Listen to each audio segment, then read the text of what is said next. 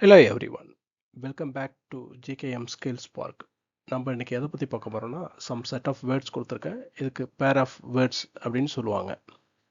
நம்ம one by ஒன்னாக பார்க்கலாம். பேர் ஆஃப் வேர்ட்ஸ்க்கு ஆப்போசிட்லேயே நான் தமிழ் மீனிங் கொடுத்துருக்கேன். சன், ஆண் குழந்தை. சன்னுன்னு இன்னொரு மீனிங் நமக்கு சூரியன் கூட இருக்குது. செல், விற்பனை செய் அப்படின்னு சொல்லுவோம் இல்லையா.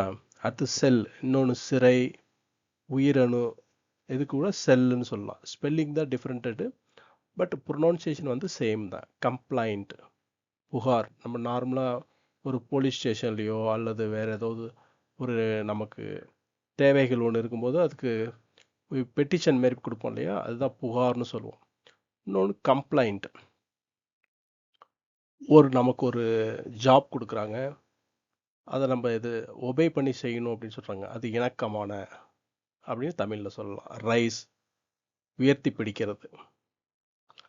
இன்னொன்று ரைஸ், அதிகரிக்கிறது. இப்போ நார்மலாக நீங்கள் பார்த்துருப்பீங்க நியூஸ் பேப்பரில், இல்லை பேங்க்கோடைய அவங்களுடைய ப்ராஃபிட் அண்ட் லாஸில் சொல்லியிருப்பாங்க. பேங்க்ஸ் வந்து ப்ராஃபிட் வந்து போன வருஷத்தோட இந்த வருஷம் அதிகரிக்கிருக்கு, அதுதான் அதிகமாயிருக்குன்னு நம்ம சொல்கிறோம். டிசீஸ், அதாவது ஒரு நமக்கு உடம்பு முடியாமல் இருக்குது இல்லையா, நோய்வாய்ப்பட்டிருக்கிறது. டிசீஸ், இது வந்து இறப்பு. நார்மலாக நீங்கள் டெத்து சர்டிஃபிகேட்லாம் பார்த்தீங்கன்னா டிசீஸ்டு சர்டிஃபிகேட்னு கொடுத்துருப்பாங்க. அடுத்து செக், காசோலை, வரை ஓலை அப்படின்னு சொல்லலாம்.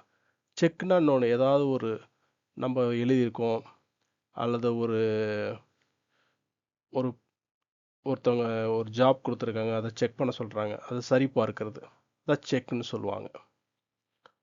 ஸ்டேஷ்னரி, ஸ்டேஷ்னரி வந்து பேப்பர், பேனா எல்லாமே இந்த எழுது பொருள்களில் தான் வருவது.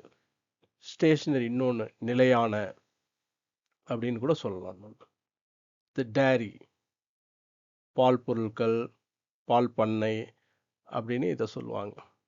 டைரி, நாட்குறிப்பு, டெய்லி அன்றாட நம்ம ரொட்டீன் ஒர்க்கு செய்கிறத வந்து நோட் பண்ணி வச்சு நம்ம மறந்துடாமல் எழுதுக்க, நம்மளுக்கு நாளைக்கு என்ன செய்ய போகிறோம் அப்படிங்கிறது இன்றைக்கி எழுதி வைப்போம், அதுதான் டைரி. ஆர்டினன்ஸ், ஒரு புதுசாக ஒரு சட்டம் கொண்டாடுறாங்க, அது அவசர சட்டமாக இருந்தால் அது ஆர்டினன்ஸ் சொல்லலாம். ஆர்டினன்ஸ், போர் தளவாடங்கள், பீரங்கி, துப்பாக்கி, இதெல்லாம் ஆர்டினன்ஸ் அப்படின்னு சொல்லுவோம். ஸ்டோரி, நார்மலாக அவங்க தெரிஞ்சிருக்கோம், சிறுகதை இல்லை கதை புக்கு படிக்கிறீங்க, அதெல்லாம் அது ஸ்டோரின்னு சொல்லுவோம். இன்னொன்று ஸ்டோரி, இது மாடி அப்படின்னு சொல்லி, மேல் தளம், மாடி, முதல் தளம், இரண்டாம் தளம் அப்படின்னு சொல்லுவாங்க இல்லையா. இது நார்மலாக வந்து நம்ம கல்ச்சரில் அது வந்து ஃபர்ஸ்ட் ஃப்ளோர், செகண்ட் ஃப்ளோர் அப்படின்னு சொல்லுவோம். யூஎஸ் மற்ற வெஸ்டர்ன் கண்ட்ரியில் த ஸ்டோரின்னு சொல்கிறாங்க. இதுதான் நம்ம இந்த வீடியோவில் இன்றைக்கி பார்த்து கற்றுக்கிட்டது. இந்த வீடியோ உங்களுக்கு ரொம்ப பயனுள்ளதாக இருக்கும்னு நினைக்கிறேன் நான். இந்த வீடியோ உங்களுக்கு பயனுள்ளதாக இருந்துச்சுன்னா மற்றவர்களுக்கும் இதை ஷேர் பண்ணுங்கள். I believe that this video very useful for you. I will see you next video. Till then, take care. உங்களிடமிருந்து விடைபெறுவது உங்கள் மணிவண்ணன்.